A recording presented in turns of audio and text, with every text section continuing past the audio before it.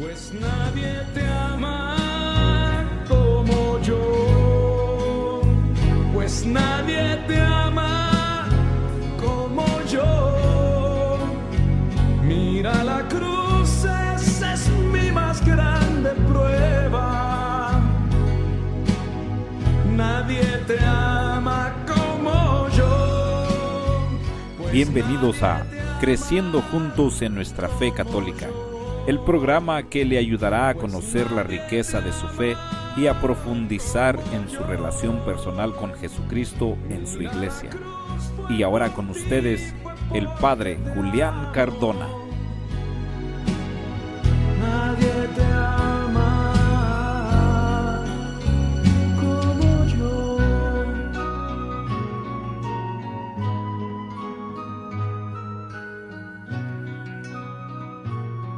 Muy buenos días a todos ustedes que nos escuchan hoy en este hermoso domingo que el Señor nos regala una vez más, un regalo adicional del Señor para todos nosotros, sus hijos, a quienes el Señor cuida con especial cariño, aún en situaciones, en momentos de dificultad, que nosotros no podemos entender cómo la mano de Dios está con nosotros, pues ahí está, como en esa bonita historia de las huellas sobre la arena.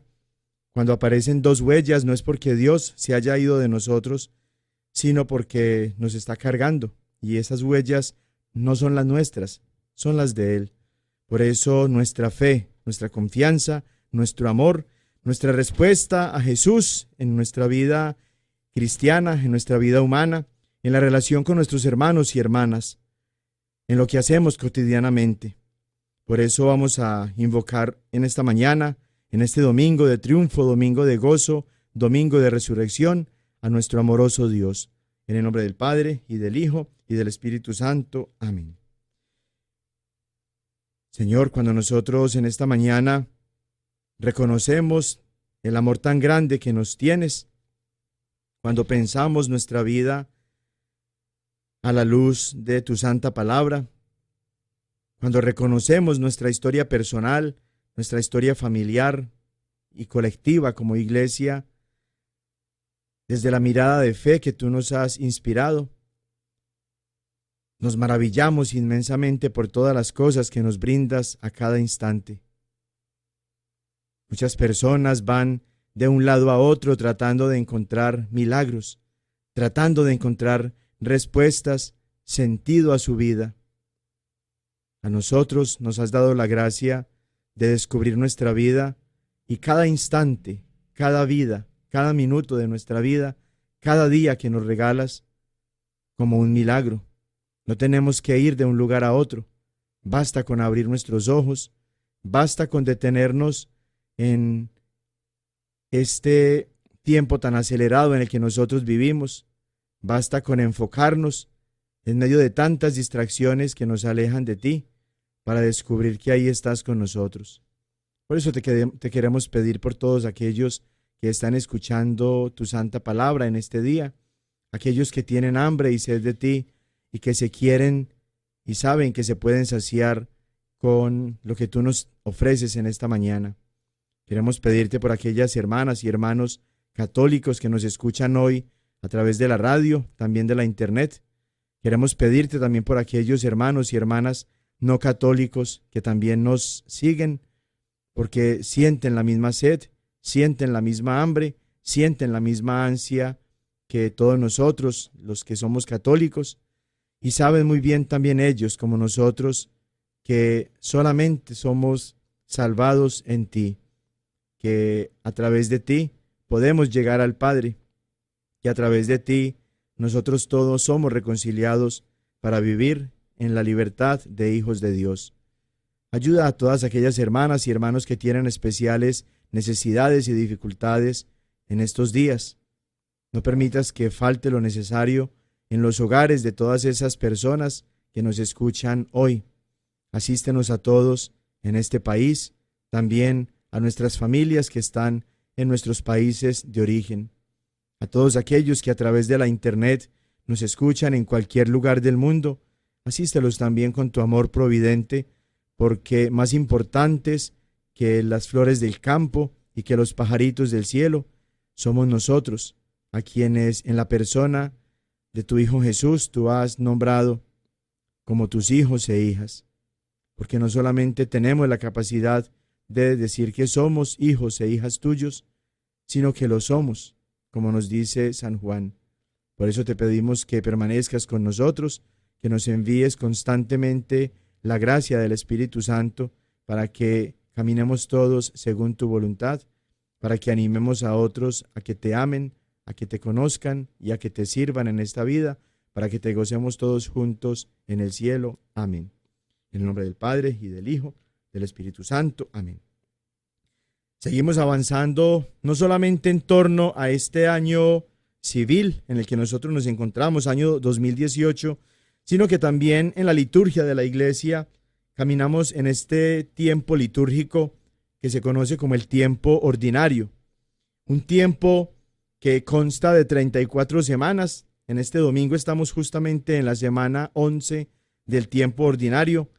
Estamos usando las vestiduras de color verde en las celebraciones litúrgicas. Un color que nos recuerda no solamente la esperanza cristiana, que como cristianos todos nosotros llevamos en el corazón, sino que nos recuerda también la alegría inmensa de este tiempo de la primavera, en el que estamos prácticamente todavía, porque hay muchos árboles que están floreciendo, el pasto mismo, el color verde, tanta vida que tenemos nosotros, sobre todo en esta diócesis tan hermosa del este de Tennessee, tan rodeada de muchos árboles, de mucha zona verde, de mucha vegetación, de mucha vida, que nos recuerda precisamente el tiempo litúrgico en el que estamos y a Dios, que es el dueño de la vida y la fuente de toda vida. Por eso nos abrimos, nos disponemos en la mente y en el corazón a escuchar la palabra de Dios que se nos ofrece en este día, en el que justamente se toma también como figura un elemento de la naturaleza que para los oyentes de Jesús en su tiempo era muy común y que a través del Evangelio de San Marcos se ha extendido esa enseñanza de Jesús hasta nosotros en este tiempo, en esta generación, para que sigamos también nosotros profundizando en lo que Jesús nos enseñaba. El pasaje que nosotros vamos a tomar como referencia para la oración, para meditar en el Evangelio mejor en este domingo 11 del tiempo ordinario, es el Evangelio de San Marcos, capítulo 4, versículos del 26 al 34. También decía: el reino de Dios es como el caso de un hombre que siembra el grano en la tierra. Duerma o se levante, de noche o de día, el grano brota y crece, sin que él sepa cómo. La tierra da el fruto por sí misma, primero hierba, luego espiga, luego trigo abundante en la espiga, y cuando el fruto lo admite, enseguida se le mete la hoz, porque ha llegado la siega. Decía también: ¿con qué podremos comparar el reino de Dios? ¿O con qué parábola lo explicaremos? Es como un grano de mostaza que en el momento de sembrarlo es más pequeño que cualquier semilla que se siembra en la tierra, pero una vez sembrado, crece y se hace mayor que todas las hortalizas, y echa ramas tan grandes que las aves del cielo anidan a su sombra. Les anunciaba la palabra con muchas parábolas como estas, según podían entenderle. No les hablaba sino en parábolas, pero a sus propios discípulos se los explicaba todo en privado. Palabra del Señor. Gloria a ti, Señor Jesús. Ambas parábolas en este relato que nos presenta el Evangelio de San Marcos tienen como elemento común la semilla.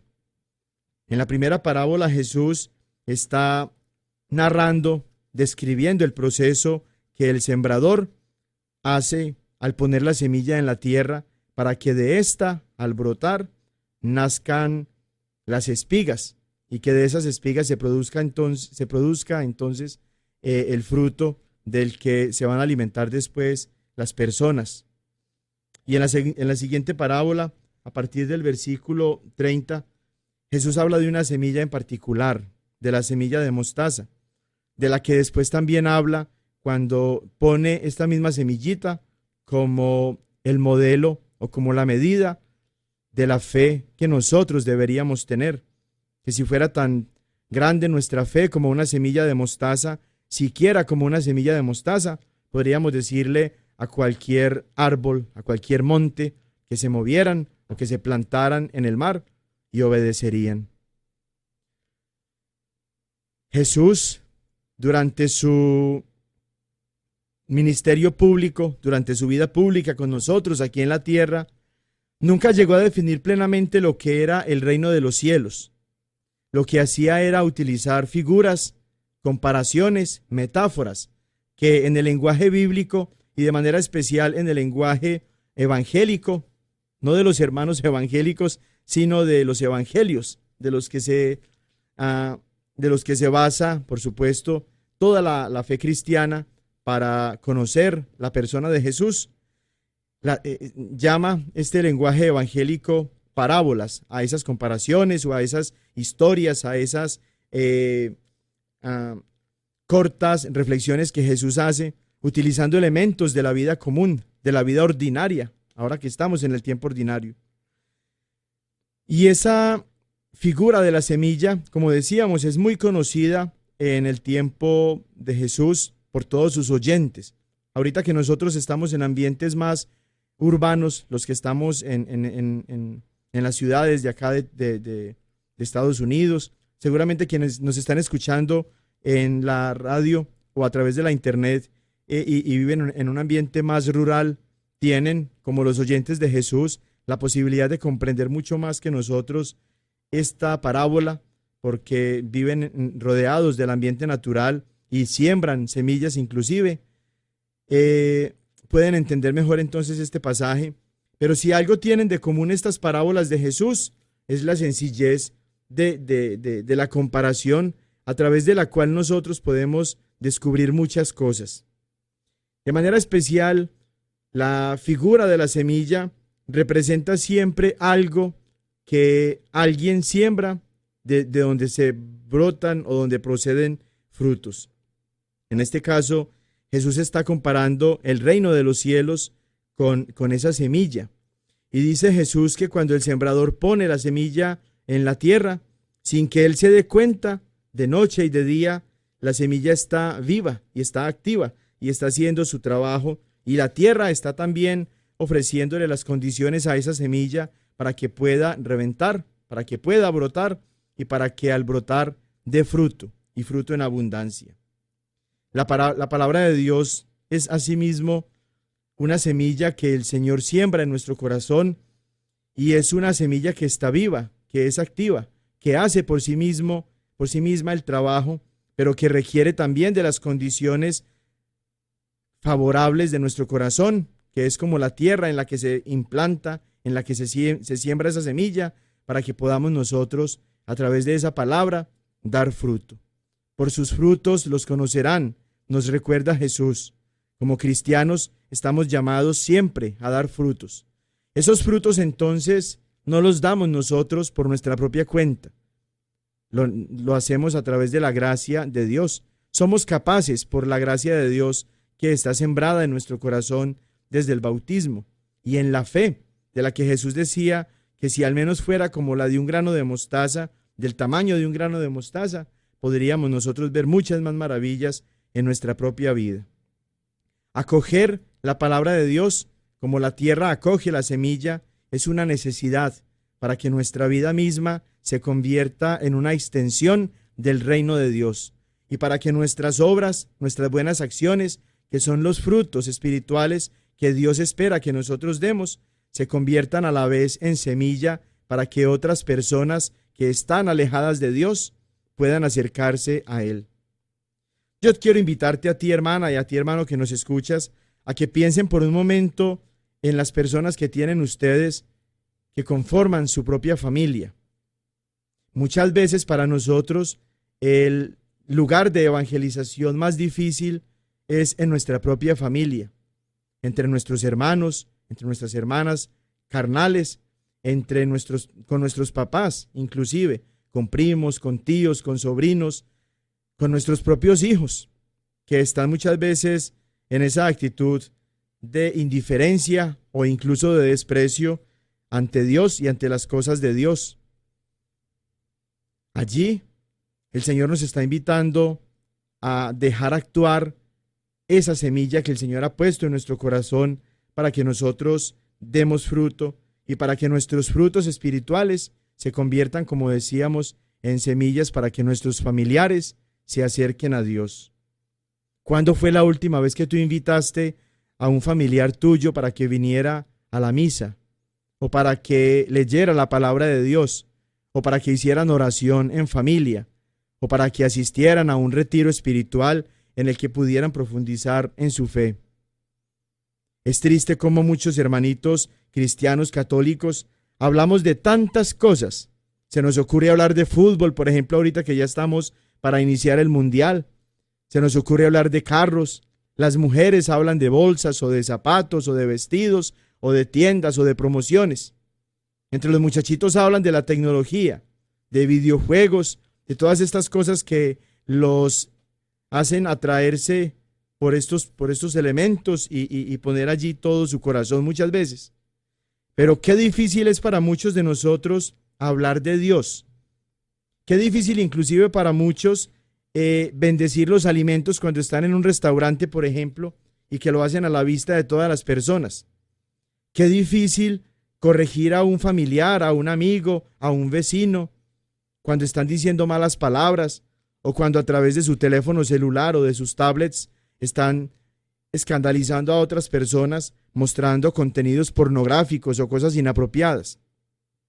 Qué difícil es que nosotros nos tomemos el papel, el rol que Jesús ya nos dio con su propia autoridad para convertirnos presencia suya en cualquier lugar donde nos encontremos.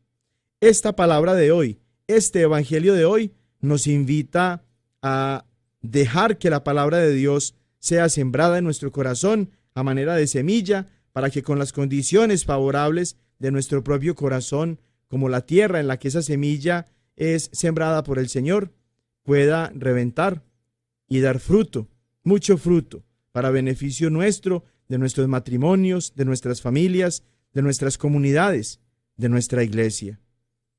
Nos conformamos muchas veces con quejarnos, con lamentarnos de todo, con señalar el mal y el pecado que están en torno a nosotros, pero ¿cuánto nos cuesta a nosotros ser los transformadores de la sociedad, de la comunidad, de la familia, de la iglesia? Qué fácil es para nosotros juzgar y señalar a los que se han equivocado y a los que han actuado mal, pero qué difícil para nosotros primero corregirlos con caridad y orar por ellos, y qué difícil también para nosotros ser los primeros en tomar la iniciativa para hacer las cosas diferentes. El mundo no va a cambiar hasta que cada uno de nosotros empiece a tomarse en serio la necesidad de cambiar. Muchas hermanas y hermanos que han dejado la Iglesia Católica y están ahorita militando en grupos que no son católicos y que ni siquiera son cristianos, porque no se puede ser cristiano sino en la Iglesia de Cristo, afirman que es necesario cambiar de religión para encontrar la verdad, para cambiar de vida. Falso. Lo que tienes que cambiar es tu conducta, lo que tienes que cambiar es tu corazón, lo que tienes que cambiar es tu manera de vivir para que tu vida se convierta en un reflejo de aquel de quien tú eres imagen y semejanza. Por eso, al meditar en esta palabra de Dios tan hermosa para nosotros el día de hoy, encontramos también una invitación muy urgente del Señor para cada uno de nosotros, y es a aceptar en nuestro propio corazón su palabra, que es semilla de vida, para que al dejarla plantada en nuestro corazón podamos producir frutos espirituales. Porque un buen cristiano se conoce por sus frutos. Por sus frutos los conocerán, nos recuerda Jesús. La semana pasada comenzábamos un tema muy importante que nos define a nosotros también como cristianos católicos y que pone a aquellos hombres y mujeres que han cumplido la voluntad de Dios en esta vida y que ahorita gozan de la presencia de Dios en el cielo. Dentro de todos ellos, la más importante, la Santísima Virgen María, los pone a todos ellos en un lugar muy especial. No tan especial como el de Jesús, que es el único mediador entre Dios y los hombres, pero más especial que el de cualquiera de nosotros que tiene la posibilidad de orar por una persona, por un hermano o una hermana que está en necesidad o que está en sufrimiento. Esas hermanas y esos hermanos que ocupan ese lugar especial se convierten para nosotros no en mediadores, en intercesores. Y como vamos a ver ahorita, hay una diferencia muy grande entre ser mediador como Cristo y solo como Cristo y ser intercesor como cada uno de nosotros y sobre todo los santos en el cielo lo pueden hacer. A este tema, desde el domingo pasado, lo habíamos llamado el poder ilimitado de la intercesión en la iglesia de Jesús. Y vamos a terminar entonces ahorita la segunda parte de este tema tan fundamental para nosotros como cristianos católicos. El poder ilimitado de la intercesión, de la oración de intercesión, de la oración de súplica en la iglesia católica, la iglesia de Jesús. El pasado domingo meditábamos entonces a partir de una pregunta que los hermanos protestantes hacen constantemente a los católicos.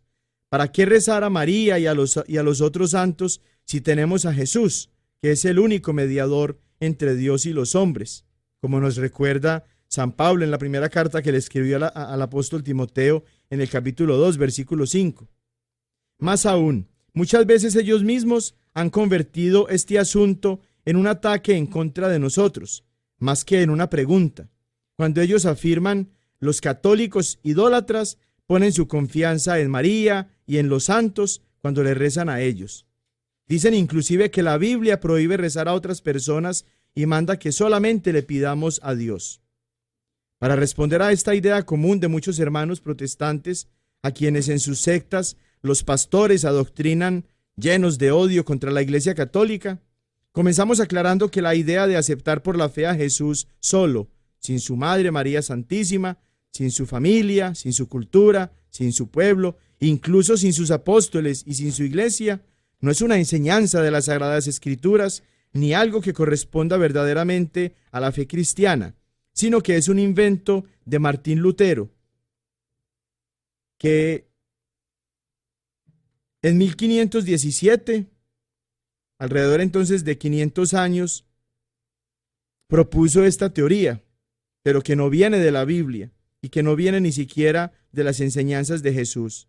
Porque lo que la Santa Biblia nos muestra y lo que la Iglesia Católica ha practicado en su fe por más de 2000 años es que la oración ferviente del justo tiene mucho poder, como nos recuerda Santiago en su carta en el capítulo 5, versículo 16.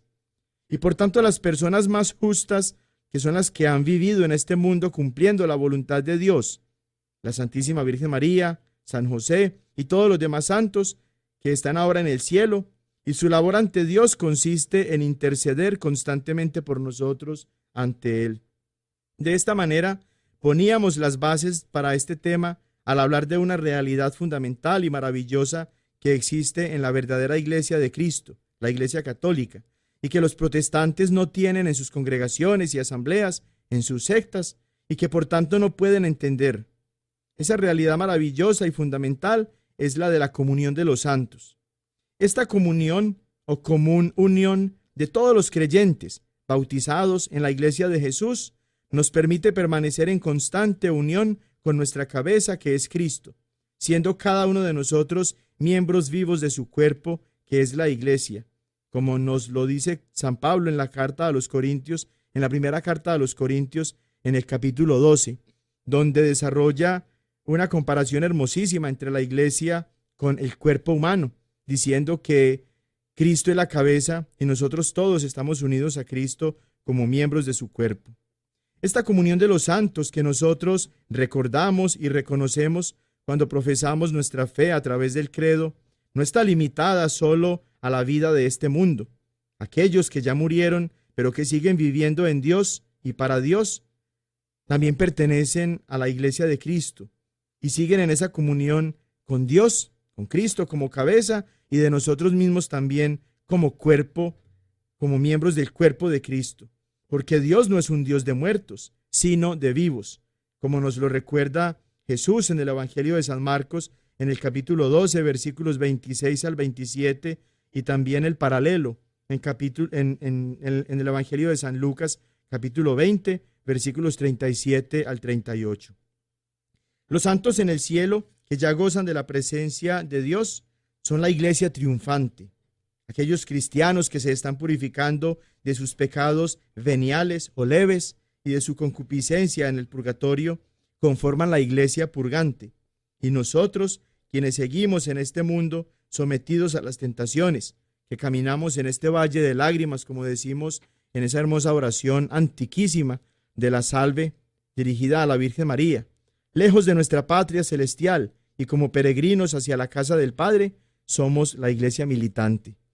La iglesia entonces se compone de 3 estados, 3 niveles o 3 dimensiones: la iglesia triunfante en el cielo, la iglesia purgante en el purgatorio y la iglesia militante o peregrina aquí en la tierra.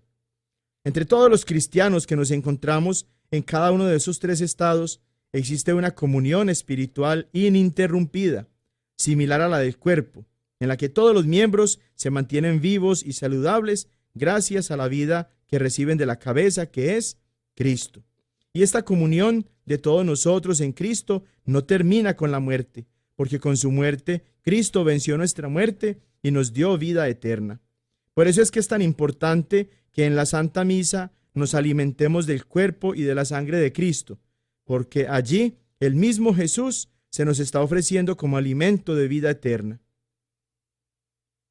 Cuando tocábamos el tema de la Eucaristía, tema central, fundamental de nuestra fe, se podría decir más importante que muchos otros de los temas que vamos a seguir desarrollando en estas catequesis, reconocíamos el testimonio de Jesús en el que Él mismo se nos presenta como pan vivo bajado del cielo. Yo soy el pan vivo bajado del cielo. Si uno come de este pan, vivirá para siempre. Juan capítulo 6, versículo 51. Más adelante, en verdad os digo, si no coméis la carne del Hijo del Hombre y no bebéis de su sangre, no tenéis vida en vosotros. El que come mi carne y bebe mi sangre, tiene vida eterna, y yo le resucitaré el último día. Juan capítulo 6, versículos 53 y 54. Lo mismo que el Padre que vive me ha enviado, y yo vivo por el Padre, también el que me coma vivirá por mí. Este es el pan bajado del cielo, no como el que comieron vuestros padres y murieron. El que coma este pan vivirá para siempre. Juan capítulo 6, versículos 57 y 58. ¿De qué otra manera puede uno alimentarse del verdadero maná bajado del cielo, que es Cristo, si no es recibiendo su cuerpo y su sangre en la Eucaristía? ¿Cómo se alimentan los protestantes de Cristo, cuya carne es verdadera comida y cuya sangre es verdadera bebida? ¿Cómo esperan los protestantes tener vida eterna si no se han alimentado con el alimento que da vida eterna?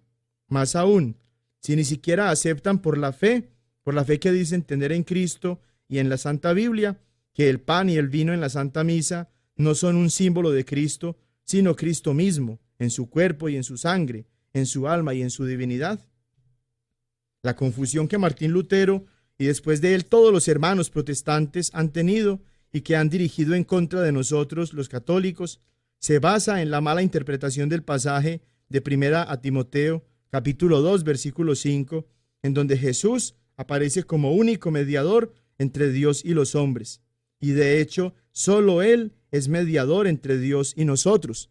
La Iglesia Católica, antes de Martín Lutero y antes de cualquier secta protestante, ya afirmaba esta verdad con las Sagradas Escrituras. 2000 años antes de nosotros, ya la Iglesia afirmaba esta verdad. 1500 años antes de Martín Lutero y de todas las sectas protestantes, ya la Iglesia Católica estaba afirmando con San Pablo esta verdad, que solo Cristo es mediador entre Dios y nosotros. Solo por Cristo nosotros hemos sido salvados. Nadie más nos ha ofrecido la salvación. Únicamente la sangre del verdadero Cordero de Dios, que quita los pecados del mundo, como nos dice San Juan Bautista en el Evangelio de San Juan, capítulo 1, versículo 29, nos podía reconciliar con Dios. Solo Jesús, que es verdadero Dios, pero también verdadero hombre, podía extender el puente que nos comunicara de nuevo con el Señor, después de que el pecado de Adán y Eva había roto la comunicación y la intimidad entre Dios y nosotros, los seres humanos. En efecto, cuando todavía estábamos sin fuerzas, en el tiempo señalado, Cristo murió por los impíos. En verdad, apenas habrá quien muera por un justo. Por un hombre de bien tal vez se atrevería uno a morir.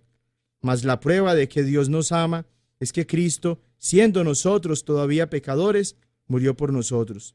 Con cuánta más razón, pues, justificados ahora por su sangre, seremos por él salvos de la cólera. Si cuando éramos enemigos fuimos reconciliados con Dios por la muerte de su Hijo, con cuánta más razón, estando ya reconciliados, seremos salvos por su vida. Y no solamente eso, sino que también nos gloriamos en Dios por nuestro Señor Jesucristo, por quien hemos obtenido ahora la reconciliación. Por tanto, como por un solo hombre entró el pecado en el mundo, y por el pecado la muerte, y así la muerte alcanzó a todos los hombres, por cuanto todos pecaron. Este pasaje muy importante que nos muestra la realidad del pecado en la que todos nosotros nos encontrábamos hasta que Cristo dio su vida por nosotros y nos salvó, está en Romanos capítulo 5, versículos 6 al 12. Pero ojo que la salvación de Jesús no actúa automáticamente sobre nosotros. Si nosotros no aceptamos esa invitación de Jesús a tomarlo como Mesías y como Señor, no solamente porque lo reconocemos con nuestros labios y porque lo creemos en el corazón, sino porque lo hacemos realidad en nuestra vida, perseverando hasta el fin, no vamos a salvarnos. No todo el que me diga Señor, Señor se salvará, sino aquel que escucha la palabra de Dios y la pone en práctica, nos decía Jesús. De tal manera que esa idea facilista, absurda y conveniente de reconocer solamente con el corazón que Cristo es el Señor y de profesarlo con nuestros labios, es una mala interpretación que hacen los protestantes al pasaje de San Pablo, en el que nos habla precisamente de este tema tan importante, pero la salvación la hacemos nosotros realidad en nuestra vida, cada día de nuestra vida. Nuestra conversión no es solamente de una vez y para siempre. Necesitamos convertirnos cada día. Necesitamos morir a nosotros mismos cada día. El que persevere hasta el fin, ese se salvará, nos recuerda también Jesús. San Pablo y todo el Nuevo Testamento, así como la Iglesia Católica durante sus 2000 años de historia, reconocen que solo Cristo es el mediador entre Dios y los hombres. Sin embargo, Martín Lutero y luego todos los que lo han seguido en sus enseñanzas protestantes y se han apartado de la verdad, confundieron la mediación con la intercesión. Para ellos, mediar e interceder es lo mismo. Primera de Timoteo capítulo 2, versículo 5, de verdad reconoce a Cristo como único mediador, pero no dice que solo Él es intercesor. Esta confusión de los hermanos protestantes los ha llevado a negar la posibilidad de que nosotros, como católicos, ofrezcamos nuestras oraciones a Dios a través de otras personas justas, santas, para que en su oración ferviente ellos intercedan por nosotros ante Él, ante Dios. Incluso han ido más allá al afirmar que la Biblia prohíbe que elevemos nuestras oraciones a aquellos que interceden por nosotros. Pero la realidad es otra. Desde el primer libro de la Biblia, que es el Génesis, hasta el último libro de la Biblia, que es el Apocalipsis, existe una inmensa cantidad de textos que muestran el poder ilimitado de la oración de intercesión de los siervos del Señor, que con fe elevan a Él sus plegarias en favor de otras personas. Y como Dios se complace en escucharlos, eso es una prueba contundente, clara, radical, de que Dios no está en contra de nuestras oraciones cuando se dirigen a otras personas para que nos ayuden con las suyas propias a orar a Dios. Esta comunión de los santos de la que hablábamos hace posible la intercesión, el que tú y yo, así como la Santísima Virgen María, cualquier santo que está allá en el cielo, ore por nosotros y que a la vez nosotros mismos podamos orar por otras personas. Esa comunión de los santos no la entienden los hermanitos protestantes porque en sus asambleas, en sus congregaciones, en sus cultos, en sus sectas, no tienen ellos comunión, no tienen ellos la posibilidad de una común unión. Los protestantes necesitan entender que no es lo mismo la mediación de Cristo exclusiva de Él, que es el único mediador entre Dios y nosotros, que la intercesión, que es la oración de súplica de cualquier hermano en la fe, incluyendo los santos en el cielo, que ellos y nosotros podemos elevar por las necesidades y por los padecimientos de otros hermanos y hermanas en este mundo y aún en el purgatorio. Así como ellos esgrimen contra nosotros el texto de San Pablo a los Corintios que habla de la mediación de Cristo, primera de Timoteo, capítulo 2, versículo 5, así también tenemos nosotros, como decíamos, desde el Génesis hasta el Apocalipsis, una inmensa cantidad de pasajes que nos sirven para reconocer cómo a lo largo de la historia de la salvación, hombres y mujeres han orado por otras personas, intercediendo por ellos para que Dios los atienda en sus necesidades y para que les conceda su favor. Vamos a meditar apenas algunos de esos pasajes que encontramos en la Biblia y los invito a ustedes a que tomen papel y lápiz para que anoten estos pasajes bíblicos de tal forma que cuando los hermanitos protestantes los visiten o cuando les ataquen por su fe en el trabajo o aún en medio de su familia, tengan ustedes estos pasajes con los cuales desde su propia Biblia les puedan responder a ellos. Génesis capítulo 18, versículos 23 al 33, nos muestran esos versículos a Abraham intercediendo por las personas de Sodoma y de Gomorra. Un pasaje muy hermoso en el que hay como una mediación extendida, larga, persistente, muy constante y con mucho amor de Abraham, pidiendo por todas estas personas de Sodoma y Gomorra. Y sabemos nosotros muy bien por la historia bíblica que las personas de Sodoma y Gomorra no estaban cerca de Dios, al contrario, vivían lejos de Dios, estaban en el pecado, y aún así Abraham intercede por ellos ante Dios. Y lo más hermoso es que encontramos a Dios escuchando y siendo paciente con Abraham, mientras que de alguna manera pareciera que Abraham está negociando con él. Después, en ese mismo libro, en el capítulo 20, versículo 17 del libro del Génesis, encontramos: Abraham rogó a Dios y Dios curó a Abimelech, a su mujer y a sus concubinas que tuvieron hijos. Aquí Abraham ora a Dios para que sane a Abimelech y a su familia. Es una oración de súplica e intercesión. Claramente es Dios quien hace el milagro, no Abraham, pero también es claro que Abraham ora e intercede por ellos. En ese mismo libro también, en el capítulo 24, de los versículos 12 al 15, encontramos a un hombre humilde, al siervo de Abraham, orando para que su misión de encontrar una esposa para Isaac, que le había encomendado a este siervo Abraham, tuviera un final feliz. Nos dice a partir del versículo 12, y dijo este siervo: Yahvé, Dios de mi señor Abraham, dame suerte hoy, y haz favor a mi señor Abraham. Voy a quedarme parado junto a la fuente, mientras las hijas de los ciudadanos salen a sacar agua. Ahora bien, la muchacha a quien yo diga: inclina por favor tu cántaro para que yo beba, y ella responda: bebe, y también voy a abrevar tus camellos, esa sea la que tienes designada para tu siervo Isaac, y por ello conoceré que haces favor a mi señor. Una oración muy hermosa, muy sencilla, de un hombre muy humilde, el siervo, el mayordomo de Abraham, que le confiesa tarea tan importante de encontrar una esposa para su hijo Isaac. Éxodo capítulo 32, versículo 11. Pero Moisés trató de aplacar a Yahvé su Dios, diciendo: ¿por qué, oh Yahvé, ha de encenderse tu ira contra tu pueblo, el que tú sacaste de la tierra de Egipto con gran poder y mano fuerte?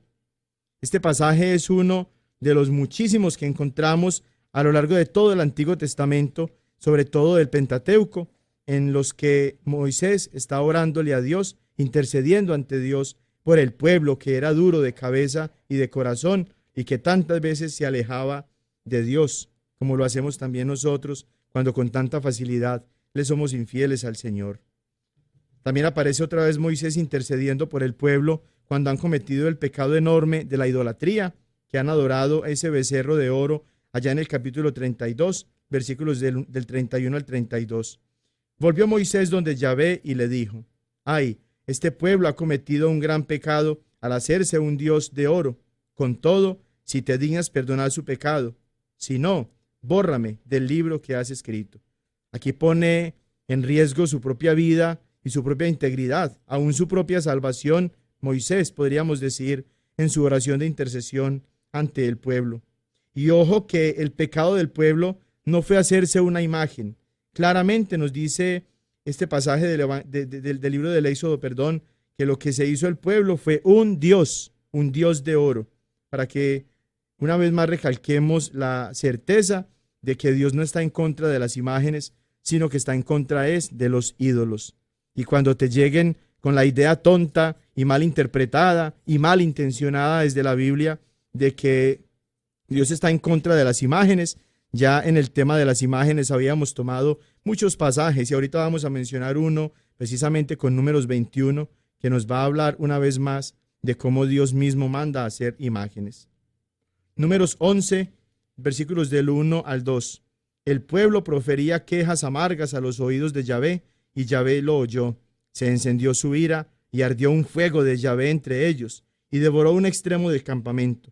El pueblo clamó, no a Dios, a Moisés, y Moisés intercedió ante Yahvé, y el fuego se apagó. Ya ven ustedes cómo la misma Biblia nos habla inclusive de la intercesión. Lo que Moisés hace ante Yahvé es interceder, no mediar, porque no son la misma cosa. Números capítulo 12, versículo 13. Una vez más está Moisés intercediendo por alguien.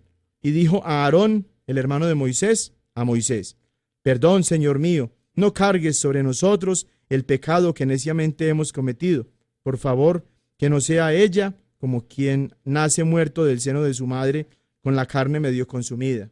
Es que Dios se había enojado con Aarón y con María, los hermanos de Moisés, porque habían hablado mal en contra de Moisés cuando tomó por esposa a una mujer que no era israelita, sino que era una cananea, una cusita.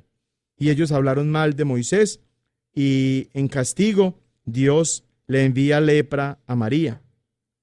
Y allá aparece entonces Moisés una vez más intercediendo por su hermano Aarón y por María.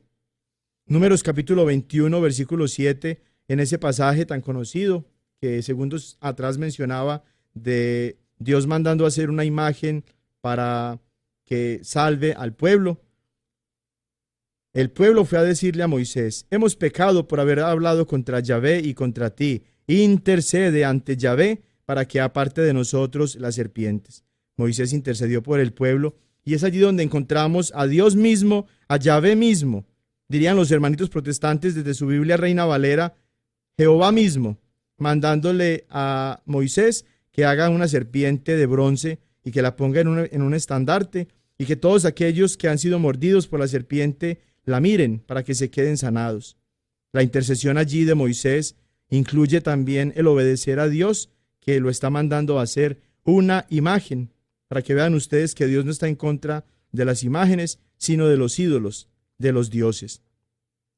El libro de Job, en el capítulo 42, versículos del 8 al 9, nos muestra a Job, una vez que ya ha tenido esos discursos, esos diálogos, tanto con Dios como sus amigos, que lo están acusando de pecador. Y cuando se enciende la ira de Dios contra esos amigos de Job, Job intercede por ellos. Y entonces escuchamos allí: así que tomad 7 novillos y 7 carneros, id donde mi siervo Job, y ofreced por vosotros un holocausto. Está hablando el mismo Yahvé. Mi siervo Job intercederá por vosotros, y en atención a él, no os castigaré por no haber hablado con verdad de mí, como mi siervo Job. Elifaz de Temán, Bildad de Saaj y Sofar de Naamat fueron a cumplir la orden de Yahvé, y Yahvé atendió a Job, que estaba intercediendo por sus amigos. El mismo Jesús nos está diciendo en el Evangelio de San Mateo, capítulo 5, versículo 44, pues yo os digo, amad a vuestros enemigos y rogad por los que os persiguen. Mateo capítulo 18, versículos del 19 al 20. Os aseguro que también si dos de vosotros se ponen de acuerdo en la tierra para pedir algo, sea lo que fuere, lo conseguirán de mi Padre que está en los cielos. porque donde 2 o 3 están reunidos en mi nombre, allí estoy yo en medio de ellos. Y esa promesa de Jesús incluye también, por supuesto, que lo que nosotros pidamos por otros, el Señor lo va a conceder. Hechos capítulo 7, versículo 60, nos muestra una escena hermosísima de Esteban, el primer hombre que derramó su sangre por amor a Cristo, rogando por los que lo estaban apedreando. Después dobló las rodillas y dijo con fuerte voz: Señor, no les tengas en cuenta este pecado. Y diciendo esto, se durmió. Hizo San Esteban algo similar a lo que hizo Cristo en la cruz, cuando nos muestra San Lucas en el capítulo 23, versículo 28 y versículo 34, a Jesús mostrando su misericordia por los que lo estaban asesinando. Hechos capítulo 12, versículo 5. Así pues, Pedro estaba custodiado en la cárcel mientras la iglesia oraba incesantemente por él a Dios. Ya no es una persona, ya es toda la iglesia que oran por San Pedro. San Pablo mismo, que es el que escribió la carta a Timoteo, la primera carta a Timoteo, capítulo 5, versículo 2, que es malinterpretada por los protestantes, tiene cantidad de pasajes en sus cartas en los que nos habla de la intercesión y del orar por los demás. Romanos 15, 30. Pero os suplico, hermanos, que por nuestro Señor Jesucristo y por el amor del Espíritu Santo, luchen juntamente conmigo en sus oraciones, rogando a Dios por mí. Segunda de Corintios, capítulo 1, versículos del 10 al 11. Él nos libró de tan mortal peligro y nos librará. En Él esperamos que nos seguirá librando, si colaboráis también vosotros con la oración en favor nuestro, para que la gracia obtenida por intervención de muchos sea por muchos agradecida en nuestro nombre. Este pasaje de San Pablo en la carta a los Efesios capítulo 6, versículos 18 al 20, es también muy hermoso. Estad siempre en oración y súplica, orando en toda ocasión en el Espíritu, velando juntos con perseverancia e intercediendo por todos los santos, y también por mí, para que me sea dada la palabra al abrir mi boca y pueda dar a conocer con valentía el misterio del Evangelio. Filipenses capítulo 1, versículos del 3 al 4. Doy gracias a mi Dios cada vez que me acuerdo de vosotros, rogando siempre y en todas mis oraciones con alegría por todos vosotros. Y más adelante en esa misma carta, en el versículo 18 y 19, dice: al fin y al cabo, hipócrita o sinceramente, Cristo es anunciado, y esto me alegra y seguirá alegrándome, pues yo sé que esto servirá para mi salvación gracias a vuestras oraciones y a la ayuda prestada por el Espíritu de Jesucristo. Este pasaje que ya mencionábamos ahorita de Santiago capítulo 5, versículo 16, orad los unos por los otros para que seáis curados. La oración ferviente del justo tiene mucho poder. Y quiero terminar con dos versos muy hermosos del Evangelio, del libro del Apocalipsis, El mismo escritor del Evangelio de San Juan es el que escribió este libro del Apocalipsis, San Juan el apóstol, y nos dice lo siguiente en el capítulo 5, versículo 8. Cuando lo tomó, estaba hablando de Cristo, el Cordero, que toma el libro del lado del trono de Dios en el cielo. Cuando lo tomó, los 4 vivientes y los 24 ancianos se postraron delante del Cordero. Tenía cada uno una cítara y copas de oro llenas de perfumes, que son las oraciones de los santos. Y en el capítulo 8, versículos del 3 al 4, del mismo libro del Apocalipsis, nos cuenta San Juan otra de sus visiones. Otro ángel vino y se puso junto al altar con un badil de oro. Se le dieron muchos perfumes para que con las oraciones de todos los santos los ofreciera sobre el altar de oro colocado delante del trono. Y por mano del ángel subió delante de Dios la humareda de los perfumes con las oraciones de los santos. Como ven entonces, es una constante desde el Génesis hasta el Apocalipsis, esta de que hombres y mujeres de fe, siervos del Señor, oran a Dios por las necesidades y las situaciones difíciles de otras personas, y son sus oraciones acogidas por Dios. Vamos a escuchar una canción muy hermosa que nos va a hablar precisamente de esa comunión de nosotros con Cristo como el cuerpo unido a la cabeza para que tenga vida y para que cada uno de sus miembros esté unido precisamente a la cabeza y para que al estarlo tenga vida y la tenga en abundancia.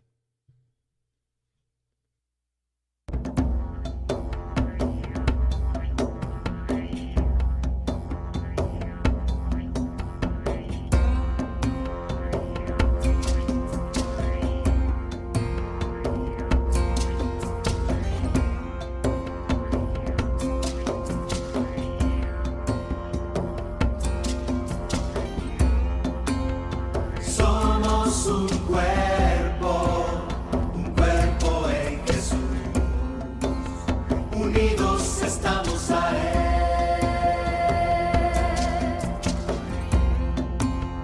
Somos un cuerpo en Jesús, vino para darnos vida. Él nos dice: si tú comes mi cuerpo y bebes mi sangre, viviré en ti y tú en mi amor. Si tú comes mi cuerpo y bebes mi sangre, viviré en ti y tú en mi amor.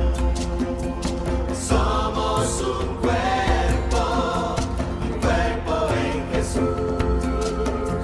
unidos estamos a Él.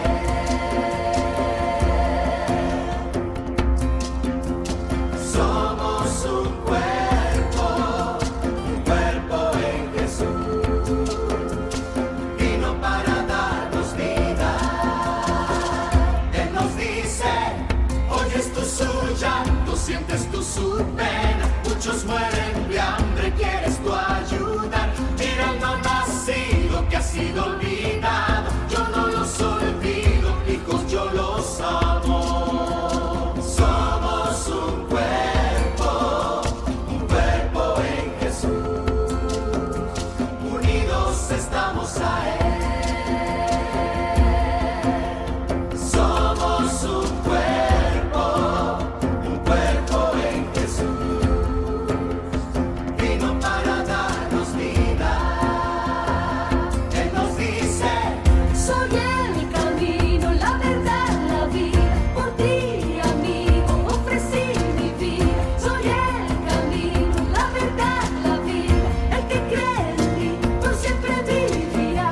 soy el camino, la verdad, la vida. Por ti, amigo, ofrecí mi vida. Soy el camino, la verdad, la vida. El que cree en mí por siempre vivirá.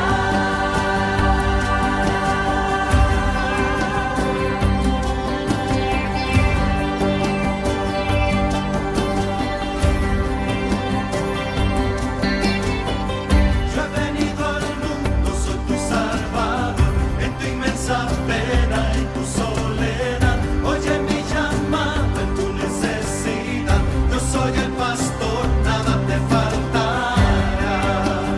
Somos un cuerpo en Jesús, unidos estamos a Él.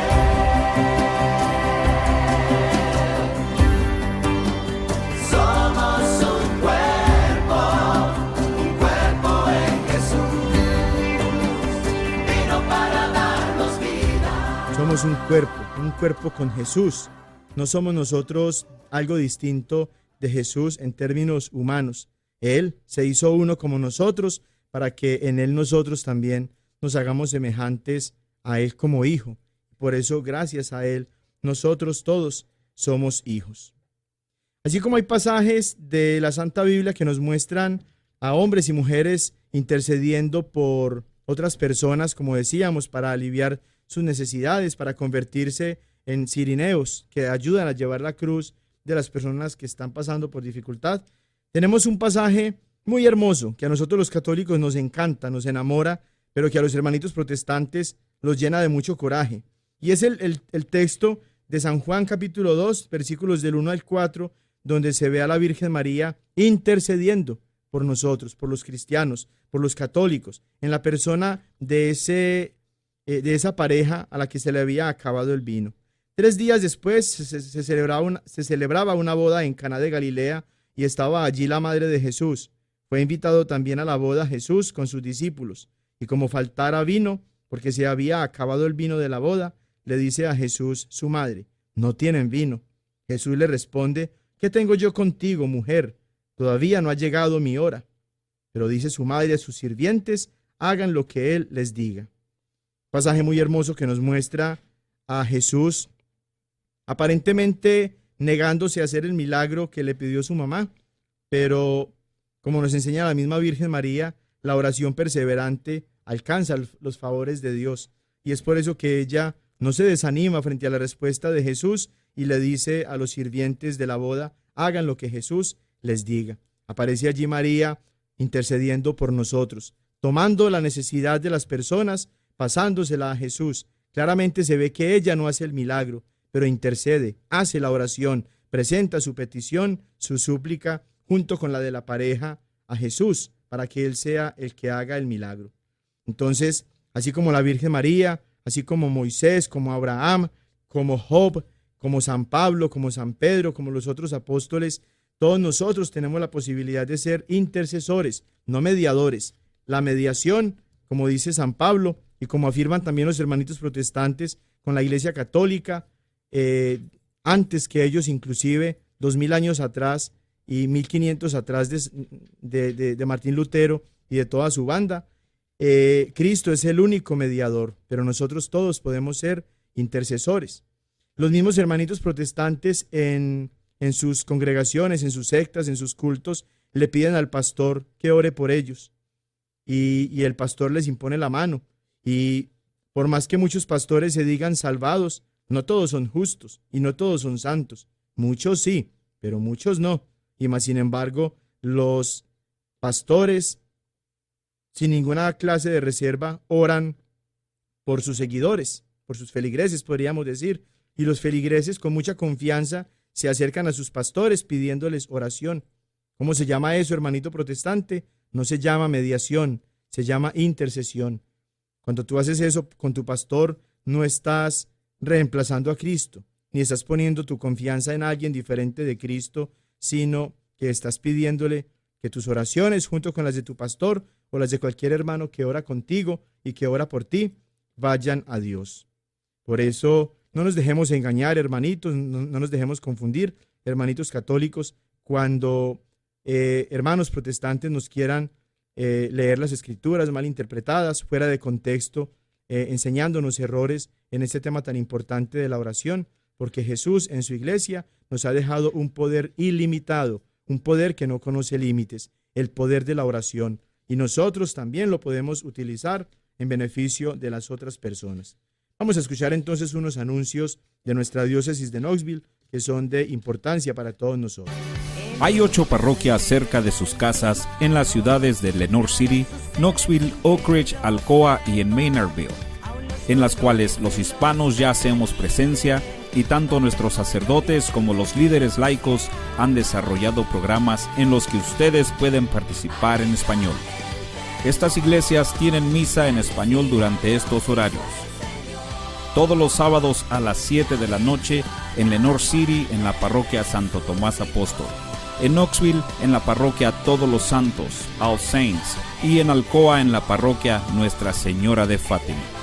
Todos los domingos puede asistir a misa en español en las siguientes iglesias y horarios: en Oak Ridge en la parroquia Santa María a las 2 de la tarde, en Knoxville en la Catedral del Sagrado Corazón de Jesús a la 1 de la tarde, y en la parroquia Santo Espíritu, Holy Ghost, a las 7 de la noche, en Maynardville en la parroquia Santa Teresa de Calcuta a las 11 de la mañana. Si desean más información sobre la Iglesia Católica o dónde pueden ustedes asistir a misa en otras ciudades y celebrar los sacramentos, por favor llamen a la oficina del Apostolado Hispano al 865-637-4769.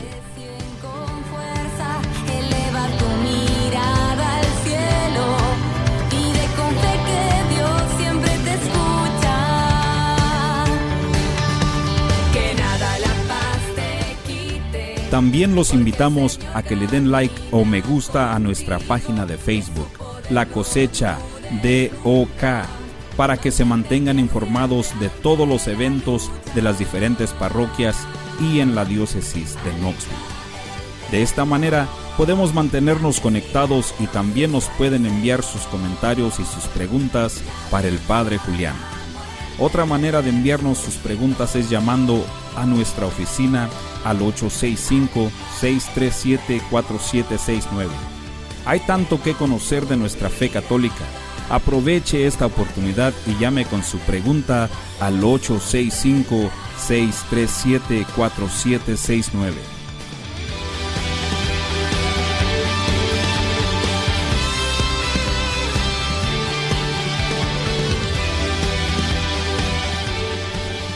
La Iglesia de Santo Tomás Apóstol de Lenoir City los invita a formar parte de su gran familia hispana. Ustedes están invitados a participar en el grupo de oración todos los jueves de 7 a 9 de la noche en el Centro de Vida Parroquial. La iglesia también ofrece clases de inglés y clases de español. Los invitamos al grupo de jóvenes y a los grupos de estudio de la Biblia. Para más detalles necesitan llamar a la oficina parroquial de lunes a viernes de 9 de la mañana a 4 de la tarde al 865-986-9885, 865-986-9885. También les anunciamos el horario del sacramento de la confesión, todos los martes a las 6 de la tarde en la iglesia. Los sacerdotes que hablan inglés y español los animan a que acudan a este sacramento regularmente. Y recuerden que todos son bienvenidos a la iglesia de Santo Tomás Apóstol de Lenoir City. Para anuncios de próximos eventos, por favor, vea La Cosecha. Una vez más entonces, les agradezco que nos hayan acompañado en este programa para todos ustedes, con el que glorificamos al Padre de los cielos a través de Jesús, animados por el Espíritu Santo, para que sigamos todos creciendo juntos en nuestra fe católica. La invitación es a que nos escuchen también el próximo domingo con la ayuda del Señor, y a que cuando vayan a la misa, a la Santa Misa hoy, porque todos están cordialmente invitados a la Santa Misa, sean muy generosos si en su parroquia están recogiendo una segunda colecta para ayudar a las hermanas y hermanos afectados por el volcán de fuego en Guatemala. Uno de los frutos, el más valioso inclusive, que nosotros tenemos para dar, es el de la caridad, el del amor, el de compartir con generosidad nuestros bienes.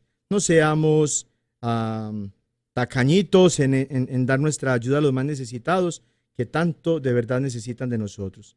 Dios les pague por su generosidad, y que la bendición de Dios Todopoderoso, Padre, Hijo y Espíritu Santo, descienda sobre ustedes y los acompañe siempre.